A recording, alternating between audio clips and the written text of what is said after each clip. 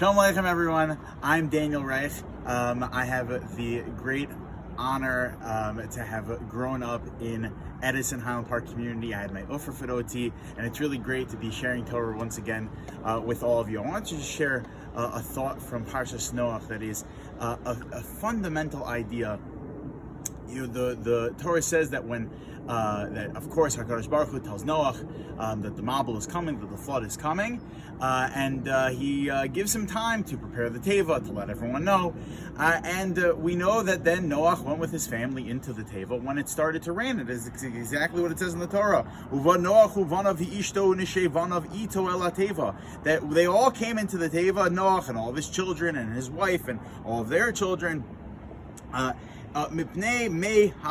Because it started to rain, because of the flood, it started to rain. Now Rashi says that this was a display, a sign of actually a lack of emunah in Noach. That Noach, Rashi says, Af Noach mekate amana haya, that even Noach was lacking in his emunah. Why? Because he had to wait for it to start raining before he went into the Teva. That until it started raining, it was just conceptual, this whole flood thing. It was just theory, it was imaginative, but it wasn't real. When it started to rain, then it became real, and that's when he went into the Teva. So the Stipler says, what Noach was mekatne amana, he was lacking in emunah. Not possible. Noach each tzaddik haya tamim b'dorosav, that Noach was a tzaddik. Torah refers to someone as a tzaddik, but they're lacking in their emunah. Noach didn't believe in HaKadosh Baruch Hu. He was a Navi. He heard straight from HaKadosh Baruch Hu everything that was going to happen. And yet he was someone that was lacking in emunah. How is that possible? So the Stipler points to the Gemara in Brachos and Daf Chav Ches. The Gemara says, that when Rabbi ben Zakkai fell ill, that his students came to visit him, and they asked the Rebbe. They said, "Rebbe Barchenu." They said, "Rebbe, give us a bracha." And it said Rabbi ben Zakkai that he gave them a bracha that Mor Shemayim Aleichem Kemor Basav Adam, that they should have Mor Shemayim, they should have Yir Shemayim, that the same way that they have Yir Shemayim of a Melch Basav Adam, of a king of flesh and blood, that's the way that they should interact with the HaKadosh Baruch Hu, that they should experience Hashem is the same way they experience the law, that the practical, the police, the government, the whatever kingship you're a part of, that's the way that you should interact with Hashem as well. So the Talmidim say, like Rebbe Ad Khan, like that's it. That's all you expect of us? Give us something a little bit better, a little bit of a better bracha. And then Rabbi Yochanan ben Zakkai responds and says, Alavai. If only that's the way that you lived, if only that's the way you interact with Hashem. The Stipler asks, he says, I don't understand. We're talking about the closest students of Rabbi Yochanan ben Zakkai. Rabbi Yochanan ben Zakkai was the Gadol Hador. The students who were closest to him, with him during his last moments, you would expect them to be pretty frum guys. You'd expect them to be people that believed in Hashem, had emunah, that were not mimikatne amana. They were not people that were lacking in emunah and had Yirah Shamayim, and therefore their claim back to him of Rebbe, you could expect more from us, is very legitimate. That you expect us just to have Yirah Shamayim? We already have Yirah Shamayim. Give us a better bracha. So what's Rabbi Yochanan ben Zakkai's response to them? Says the Stipler, the response is that there's a difference between having emunah just in your head, having emunah as something that is just something that's conceptual, versus something that is real. Having real emunah, something that's a reality, versus just a concept. Noach had emunah. There's no question he had emunah. Most of us have emunah.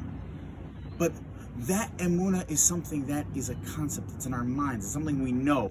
Someone points a gun in our head. You believe in God? Of course I believe in God. They stop on the street. You believe in God? Of course I believe in God. You see those billboards. Do you believe in God? Is God in your life? Of course God is in our lives. We're people that daven. We're people that learn. We're people that experience Torah. We live lives. We experience Shabbos. Of course. What do you mean? Of course I believe in Hashem. But there's a difference in that kind of emunah and emunah that's in your heart. Something that's a reality to you, where you're walking down the street and it's as if Hashem is right next to you. Like Rabbi Yochanan ben Zakkai said to their students, Mor Shemayim Alechem Kabara Basar Adam. Let me ask you a question. That if you ever stopped at a red light and sitting right next to you is a cop, what's the last thing you're going to do? The last thing you're going to do is speed through that red light. The last thing you're going to do. The cop is sitting right next to you. Because conceptually, you know about the laws, you know about you're not supposed to go through stop signs, you know that you're supposed to slow down when you're driving down Harrison Street, right? But those are just concepts. But when you see the cop, who in their right mind is going to break the law? When Hashem is right next to you, that's the way that we have to live lives. The way that we have to live our lives is one of where we get to experience Hashem, not just as a concept, but as reality. So the Arizal asks, he says, so how do you get to that place? How do you get to a place where you actually experience Hashem in that kind of way? Or how do you know you're getting closer? How do you know you're getting closer to experiencing Hashem in that way? So the Arizal says that the way to get to that place is through mitzvos. The more mitzvos that you do, the more learning that you do. Okay, that's clear, that's obvious. That's how you get to that place.